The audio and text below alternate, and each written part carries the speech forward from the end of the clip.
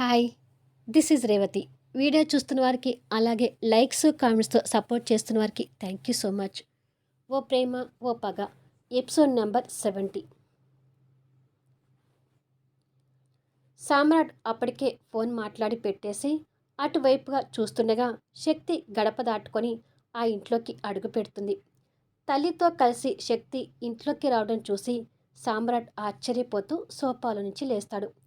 వాళ్ళ ఇంటికి రావడానికి శక్తికి కూడా ఇబ్బందిగా అనిపిస్తూ లోపలికొచ్చి సామ్రాట్ని అదే ఇబ్బందితో చూస్తుంటుంది. సామ్రాట్ని చూడగానే రాజశ్రీ కోపం తెచ్చుకుంటూ, రే సామ్రాట్, పింకీ గురించి నీకు చరిత చెప్పిందంట కదా, మరి మాకెందుకు చెప్పలేదు అంటూ సీరియస్ అవుతుంది. తల్లి అలా అడిగేసరికి సామ్రాట్కి ఏం చెప్పాలో అర్థం కావడం లేదు. సామ్రాట్ ఏం చెప్తాడోనని శక్తి కూడా ఆ క్షణం బాధగా చూస్తుంటుంది. అడిగేది నిన్నేరా, పింకీ ప్రమాద పరిస్థితిలో ఉందని మాకెందుకు చెప్పలేదు అంటూ రాజశ్రీ ఇంకాస్త కోపంగా అడుగుతుంది. అది అమ్మా అని శక్తి వైపు చూసి తడబడుతూ, తన పాపకి ఏదో అయితే మనకెందుకమ్మా, పరాయి వాళ్ళ పిల్లల గురించి మనం ఎందుకు పట్టించుకోవాలి అని అంటాడు. చాలే నోర్మి, పసిపిల్లల విషయంలో ఇంత గొడ్డుబోతులా తయారయ్యేంట్రా, పింకిని చూస్తే అసలు నీకు అలా ఎలా మాట్లాడాలనిపిస్తుంది అంటూ తిడుతూ ఉంటుంది. తల్లి తిడుతుంటే సామ్రాట్ మౌనంగా ఉండిపోయే పరిస్థితి. కానీ రాజశ్రీ సామ్రాట్ని అలా తిడుతుంటే శక్తి మనసుకి కష్టంగా అనిపిస్తూ ఉంటుంది. పిల్లలంటే నీకు ఇష్టం లేకపోవచ్చు, కానీ పింకీకి ఇలా జరిగిందని ఒక్క మాటైనా మాకు చెప్పొచ్చు కదా. ఆ పసిపిల్ల నీకేం ద్రోహం చేసిందని, తను ఆ పరిస్థితిలో ఉందని తెలిసి కూడా మౌనంగా ఉండిపోయావు. ఛ, నేను చూస్తుంటే నాకు కొట్టాలంత కోపం వస్తుంది సామ్రాట్ అని తల్లి తిడుతుంటే తల్లితో తిట్లు తినడానికి సామ్రాట్కి కూడా బాధగా అనిపిస్తూ ఉంటుంది. హాస్పిటల్లో పింకీ కోసం సామ్రాట్ పడిన బాధంతా శక్తికి గుర్తొచ్చి, ఇక వదిలేయండి ఆంటీ, మీ అబ్బాయిని ఏమీ అనకండి అని అంటుంది. వీడిని ఎన్ని అన్నా కూడా పిల్లల విషయంలో బుద్ధి తెచ్చుకోడు శక్తి. మొదటిసారి పింకీని చూసినప్పుడు కూడా పసిపిల్లాన్ని కూడా చూడకుండా తన మీద విరుచుకుపడ్డాడు. వీడిలా పిల్లల మీద ఇంత వ్యతిరేక భావంతో ఉండటం చూసి నా మనసు తరుక్కుపోతుంది. పసిపిల్లలు దేవుడితో సమానం అంటారు, కానీ వీడు ఆ పిల్లల్ని రాక్షసుల్లా చూస్తుంటాడు అని తిడుతుంటుంది. పిల్లల విషయంలో రాజశ్రీ తిట్టడం ఒక ఎత్తైతే, శక్తి ముందు ఆ తిట్లు తినడం సామ్రాట్కి ఒక రకంగా అవమానకరంగా కూడా అనిపిస్తూ, నా విషయం వదిలేయమ్మా, ఇప్పుడు ఈవిడ గారిని మనింటికెందుకు తీసుకొచ్చావు అని అంటాడు శక్తి ఇంట్లోకి రావడం ఇష్టం లేనట్టుగా. అప్పటి వరకు సామ్రాట్ మీద కాస్త జాలి చూపించిన శక్తి సామ్రాట్ అలా అనేసరికి జాలి ఎగిరిపోయి ఆ స్థానంలో సామ్రాట్ మీద కోపం కనిపిస్తుంది. పాపం రా శక్తి, పింకికి అలా అయ్యేసరికి నిన్నంతా శక్తి ఎంత క్షోభ అనుభవించి ఉంటుందో ఆలోచించి తనని ఇక్కడికి తీసుకువచ్చాను. శక్తి గురించి ఏమైనా అన్నావంటే అసలు ఊరుకోను. అసలే పింకీని ఆ స్థితికి తెచ్చిన ఆ దుర్మార్గుడి మీద నాకు మంట మండుతుంది. అలాంటి వాడిని కిరోసిన్ పోసి తగలబెట్టాలంత కోపం వస్తుంది. వాడి మీద ఉన్న కోపాన్ని నీ మీద చూపించుకోకు అని తిట్టి, నువ్వు రా శక్తి అంటూ శక్తి చేయి పట్టుకొని పైకి తీసుకుని వెళ్తుంటుంది. శక్తి ఇంట్లోకి రావడం సామ్రాట్కి అంత ఇష్టం లేకపోయినా పింకీ పరిస్థితి గుర్తు తెచ్చుకొని మౌనంగా ఉండిపోతాడు. శక్తి కింద ఉన్న సామ్రాట్ని చూస్తూ రాజశ్రీతో పైకి వెళ్తుంటుంది. సామ్రాట్ తిరిగి కూర్చొని, పింకీని ఆ పరిస్థితిలో చూడటానికి కారణమైన ఆ దుర్మార్గుడి మీద నీకే కదమ్మా, నాకు కూడా ప్రతీకారంగానే ఉంది. వాడిప్పుడు నాకు కంటపడతాడా, వాడు ఎప్పుడు నాకు కంటపడతాడా, ఎప్పుడు వాడి సంగతి చూద్దామా అని ఎదురు చూస్తున్నాను అని అనుకుంటాడు కోపంతో. రాజశ్రీ పింకీని రాజశ్రీ శక్తిని ఒక రూమ్లోకి తీసుకెళ్ళి, ఈ రూమ్లో నువ్వు కాస్త రిలాక్స్ అవ్వమ్మా, ఈలోపు నేను పని మనిషిని మీ ఇంటికి పంపించి నీ బట్టలు తీసుకురమ్మని చెప్తాను అని అంటుంది. సరే ఆంటీ, కబోర్డ్లో గ్రీన్ కలర్ శారీ ఉంటుంది, అది తీసుకుని రమ్మని చెప్పండి అని శక్తి ఇంటికి ఇస్తే రాజశ్రీ అవి తీసుకుని వెళ్ళిపోతుంది. శక్తి ఆ రూమ్ని అంతా చూసి కొత్త ప్రదేశం కావడంతో కాస్త కంగారుగానే అక్కడున్న బెడ్ మీద కూర్చొని రాజశ్రీ సామ్రాట్ని తిట్టడం గుర్తు తెచ్చుకుంటూ ఉంటుంది.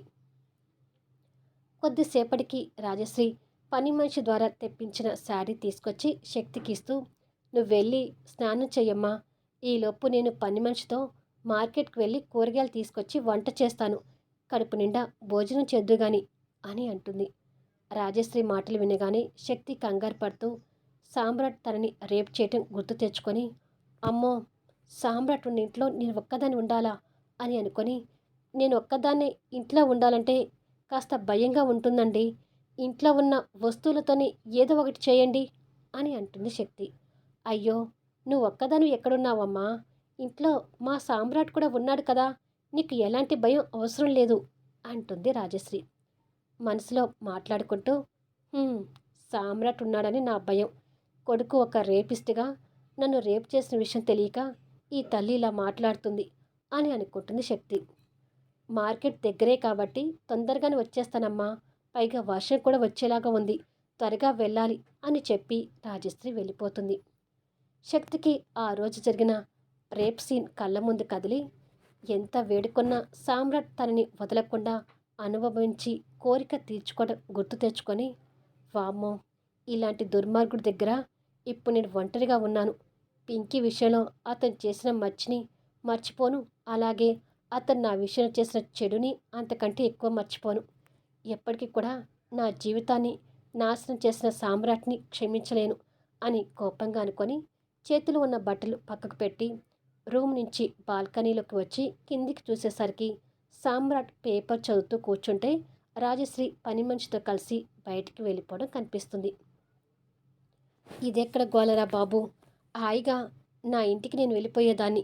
అనవసరంగా ఆంటీ నన్ను ఇక్కడికి తీసుకొచ్చి నన్ను కంగారు పెడుతుంది అని అనుకొని పేపర్ చదవడంలో నిమగ్నమైన సామ్రాట్ని చూసి, ఇలాంటి రేపిస్ట్ వాళ్ళని ఎప్పటికీ నమ్మకూడదు.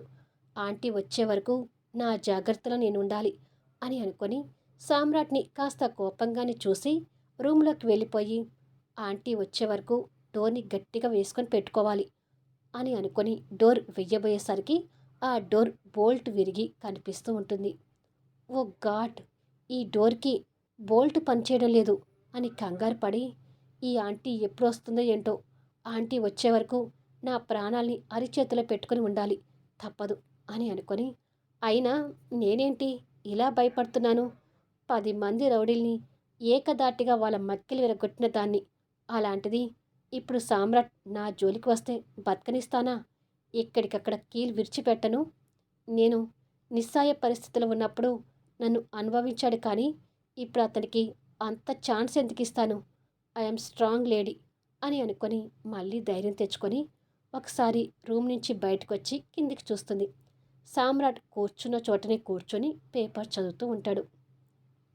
అక్కడే ఉన్నాడులే, నేను స్నానం చేసి రావచ్చు అని అనుకొని రూమ్లోకి వచ్చి బోల్ట్ పెట్టి చేయిని బోల్ట్ పనిచేయని డోర్ చూసి ఎందుకైనా మంచిది అని అనుకుని డోర్ వేసి ఆ డోర్కి సోపాని జరిపి అడ్డు పెడుతుంది. అమ్మయ్య, ఇప్పుడు ఇంకాస్త ధైర్యంగా ఉండొచ్చు అని అనుకొని ఆ రూమ్ విండోస్ కూడా క్లోజ్ చేయబోతుండగా బయట వాతావరణం మబ్బులు పట్టి జోరుగా వర్షం అందుకోవడం కనిపిస్తూ ఉంటుంది. ఆ వర్షానికి చలిగాలి కూడా తోడై చల్లగా అనిపిస్తూ ఉంటుంది. ఈ వర్షానికి ఆంటీ వచ్చేసరికి ఎంతసేపు అవుతుందో ఏంటో అని మళ్ళీ కంగారు పడుతూనే బట్టలు తీసుకొని వాష్రూంలోకి వెళ్తుంది. ఒంటి మీద ఉన్న బట్టలు తీసి షవర్ కింద ఉండి స్నానం చేస్తుండగా తన థైస్ మీద బఠానీ గింజంత ఉన్న పుట్టిమచ్చ కంటపడి పింకీని తీసుకుని సిటీలోకి వచ్చాక మొదటిసారి సామ్రాట్ తన రోడ్డు మీద కలిసి ఆ పుట్టిమచ్చ గురించి పొగరుగా మాట్లాడటం గుర్తు తెచ్చుకొని, ఈ రేపిస్ట్ గాడు నా థైస్ మీద ఉన్న పుట్టిమచ్చని కూడా మర్చిపోలేదు అని తిట్టుకొని స్నానం చేస్తూ ఉంటుంది. ఒంటి మీద శారీని చుట్టుకొని వాష్రూమ్ నుంచి బయటకొచ్చి మరొకసారి డోర్కి అడ్డుగా పెట్టిన సోఫాని ఇంకాస్త గట్టిగా డోరుకి జరిపి అమ్మయ్యా అని అనుకొని అద్దం ముందుకొచ్చి శారీ కట్టుకుంటూ ఉంటుంది. శక్తి ఆ ధ్యాసలో ఉంటే సామ్రాట్ అసలు శక్తి గురించి ఆలోచించకుండా డాక్టర్స్కి ఫోన్ చేసి పాప హెల్త్ విషయం గురించి ఎప్పటికప్పుడు కనుక్కుంటూ ఉంటాడు. ఇక్కడ శక్తి రెడీ అవుతుండగా అక్కడ సామ్రాట్ డాక్టర్స్తో మాట్లాడి ఫోన్ పెట్టేసేసరికి వర్షం ఇంకా జోరుగా కురుస్తుంటుంది. ఈ వర్షానికి వేడి వేడి కాఫీ తాగాలనిపిస్తుంది. అమ్మతో సర్వెంట్ కూడా బయటికి వెళ్ళింది కదా అని అనుకొని కిచెన్లోకి వెళ్తాడు. రోజు శక్తి జీన్స్ టాపు వాటి మీద నుంచి జాకెట్తో కూడిన డ్రెస్సింగ్ స్టైల్తో ఉంటుంది కాబట్టి ఇప్పుడు మాత్రం గ్రీన్ కలర్ శారీ కట్టుకొని కాస్త కొత్తగా కనిపిస్తూ ఉంటుంది. తడి జుట్టుని కూడా లీవ్ చేసి వదిలి మొహాన ఒక స్టిక్కర్ పెట్టుకొని రోజుటి కన్నా అందంగా కనిపిస్తూ ఉంటుంది. ఇక్కడ సామ్రాట్ కాఫీ కలపబోతూ శక్తికి కూడా కాఫీ ఇస్తే తాగుతుందేమో, పైగా వెదర్ కూడా చల్లగా ఉంది కదా, తనకు కూడా కాఫీ కలుపుదాం అని చెప్పి 2 కప్పుల్లో కాఫీ కలుపుతుంటాడు. శక్తి రెడీ అయి డోర్కి పెట్టిన సోఫా జరిపి డోర్ తీసుకొని రూమ్లో నుంచి బయటకు వచ్చి కిందికి చూసేసరికి సామ్రాట్ కనిపించడు. కొంపతీసి సామ్రాట్ పైకి కనుక రాలేదు కదా అని అనుకొని, ఎందుకైనా మంచిది, నేను పైన కన్నా కింద ఉంటేనే బెటర్, అవసరమైతే తప్పించుకొని వెళ్ళొచ్చు అని అనుకుని కిందికి వెళ్తుంది. కిచెన్ నుంచి గిన్నెల సౌండ్ రావటం విని, ఓహో, కిచెన్లో ఉన్నాడట్టుందిలే అని అనుకుని రిలాక్స్ అవుతూ హాల్లోకి వచ్చి అక్కడ పక్కన ఉన్న బాల్కనీలోకి వెళ్ళి కురుస్తున్న వర్షాన్ని చూస్తూ ఉండగా సామ్రాట్ 2 కాఫీ కప్పుల్ని ట్రేలో పెట్టుకొని కిచెన్లో నుంచి బయటకొచ్చి బాల్కనీలోకి చూసేసరికి లీవ్ చేసిన హెయిర్ గాలికి ఎగురుతూ వెనుకగా శారీలో కనిపిస్తున్న శక్తిని కొత్తగా చూస్తుంటాడు. కొన్ని క్షణాలు మెస్మరైజ్ అవుతాడు. కానీ మళ్ళీ అంతలోనే తేరుకొని వెనుకగా కనిపిస్తున్న శక్తి దగ్గరికి వెళ్ళి శక్తి అని పిలుస్తాడు. శక్తి ఒక్కసారిగా ఉలిక్కి పడినట్టు వెనక్కి తిరుగుతుంది. శారీలో అందంగా కొత్తగా కనిపిస్తున్న శక్తి రూపాన్ని సామ్రాట్ అతనికి తెలియకుండానే తనని టాప్ అండ్ బాటం చూస్తుంటాడు. సామ్రాట్ అలా చూస్తుంటే శక్తికి పుట్టిమచ్చ గుర్తొచ్చి ఆ ప్రదేశంలో చెయ్యి పెట్టి తడుముకుంటూ ఉంటుంది. దాంతో సామ్రాట్ కూడా ఆ పుట్టిమచ్చ విషయం గుర్తొచ్చి వెంటనే ఆ ఆలోచన నుంచి బయటపడి చేతిలో ఉన్న ట్రేని ముందుకు చాస్తూ కాఫీ తీసుకో శక్తి అంటూ తనకు ఇవ్వబోతాడు.